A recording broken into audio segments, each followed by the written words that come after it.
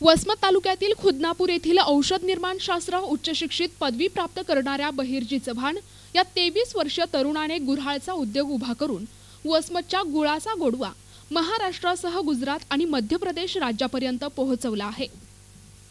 शेतीपूरक उद्योगाला उच्च शिक्षणाची जोड मिळाली की शेती आणि उद्योगातून होणाऱ्या नफ्या तोट्याचा ताळेबंद जुळतो। शेतीला जोडधंद्याची साथ मिळाल्यास प्रगतीचे दार उघडतात आणि रोजगार देखील उपलब्ध करून देता येतो। आज याच कारखान्यात 300च्या वर लोकांचा उदरनिर्वाह होतो। याच तरुणाने नोकरीच्या मागे न लागता वडिलांच्या गुऱ्हाळ या व्यवसायाला साथ देत गुऱ्हाळच्या माध्यमातून गुळाचा गोडवा महाराष्ट्रातच नव्हे तर गुजरात आणि आंध्र प्रदेश या ठिकाणी पोहोचवला आहे। यहाँ गुड़ कारखाना है, गुड़ कारखाना हमारा बहुत अच्छा चल रहा है। और जी क्या ना शुद्ध गुड़ बनता है हमारा यहाँ से, और जी इसको खाने में बहुत अच्छा लगता है। आपके यहाँ पे कितने लोग हैं? अरे हम यहाँ से कम 70-80 आदमी आए हुए हैं यहाँ से अपने, और यहाँ के भी 100-200 आदमी हैं। हम सब मिलजुल कर अपना एक कारखाना चला रहे हैं। कैसा लगता है अपना गांव छोड़ के यहाँ पर आने? सब अच्छा लगता है, पर जब 2 पैसे बना रहे हैं तो ठीक ही बन रहा है। क्या बोलेंगे इसके बारे में? हमारा सब अच्छे चल रहा है, बस पेट पानी चलता है अपना, 2 रुपये अच्छे बना के ले जाओ और क्या। बरेच कारखाने आहेत वसमत तालुक्यात, पण या कारखान्याचं वैशिष्ट्य असे की इथलच्या गुळाची जी क्वालिटी आहे ती अतिशय उत्तम आहे। म्हणजे रसायन विरहित असा गुळ हा आहे, त्यामुळे मी खास करून हा खरेदी करण्यासाठी इथं आलेलो आहे।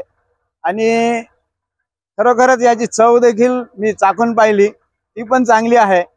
म्हणून मला असं आवाहन करायचंय की ज्यांना कुणाला इथं गुळाची खरेदी, आता संक्रांत आहेच आहे जवळ, उद्याच आहे, आणि त्यांनी जास्तीत जास्त आपल्या घरी हा रसायन विरहित गुळ घेऊन जावा अशी सर्वांना मी आवाहन करतो। तरुणांना हेच आवाहन करेल की नोकरीच्या पाठीमागे न लागता आपल्या शेतीच्या व्यवसायाला निगडीत असा उद्योग उभारून आपली प्रगती साधावी। मी ह्याच्यापूर्वी असे बरेच उद्योग पाहिलेले आहेत की ज्यामुळे आपल्या इथले तरुण, आता इथं पाण्याचा तर काही प्रश्न नाही आहे, पाणी भरपूर आहे आपल्याकडे, तर अशा शेतीच्या पूरक अशा उद्योगामधूनच आपली प्रगती साधावी तरुणांनी, असं मी कळकळीचं आवाहन करतो इथल्या तरुणांना। नमस्कार, आम्ही आसना फार्मर प्रोड्युसर कंपनी नावाची एक एफपीओ तयार केली होती।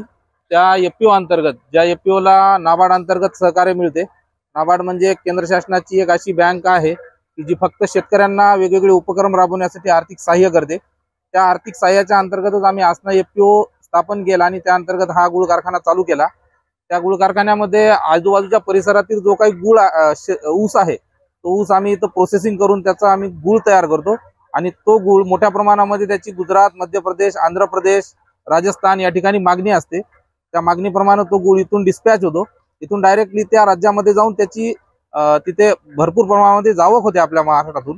आणि मुख्यत्वे करून आपल्या मराठवाड्यामध्ये सगळ्यात मोठा परिसर जो आहे गुळ उत्पादनासाठी, तो आपला वसमत तालुक्याचा परिसर आहे। इथं रोजच्या बेसिसवरती जवळपास 100 ते 125 टन ऊस आम्हाला गाळप करायला भेटतो, तेवढा गाळप होतो आमच्या मशीनद्वारे, आणि त्यापासून जवळपास 1.5 ते 1.25 टन आम्हाला गुळ तयार करतो आम्ही। आपला गुळचा काय मिसळ? यामध्ये कुठल्याही प्रकारचं केमिकल नसतं, पूर्ण आयुर्वेदिक आणि आपण ज्याला केमिकल विरहित गुळ म्हणू शकतो असा गुळ आपण तयार करतो। आणि त्याच गुळाची मागणी मोठ्या प्रमाणात सध्या आहे, कारण केमिकल विरहित खाणं गरजेचं आहे, आपल्याला डॉक्टरही सांगतात। आणि त्या माध्यमातूनच आम्ही हा उपक्रम सुरू केला होता, ज्याला भरपूर प्रमाणात प्रतिसाद मिळतोय, आणि तोच उपक्रम आम्ही घेऊन पुढे चालतोय। मी ज्ञानदेव बहिर्जी चव्हाण, खुदनापूर राहणार, किनोळा रोड येथे आमचे माळोटा शिवारामध्ये शेती आहे आणि आमचा कारखान्याचा व्यवसाय इथे चालू आहे। किती वर्षापासूनचा कारखाना? 20 वर्षापासून कारखाना चालू आहे। आणि आता तुमचा जो मुलगा आहे? आमचा मुलगा बी डी.फार्मसी करून इथेच माझ्यासोबत व्यवसाय करण्यासाठी तयार आहे आणि करतो आहे। आपला माल गुजरात, मध्य प्रदेश आणि महाराष्ट्र पूर्ण एरियामध्ये चालते। आपल्या कारखान्यावर इथे जाग्यावर 100 लोक आहेत आणि दुसरे ऊस तोड कामगार 200 आहेत। 300 लोकांचा एकदम पूर्ण स्टॉप आहे. प्रतिनिधी नंदू परदेशी, NTV न्यूज मराठी, वसमत, हिंगोली.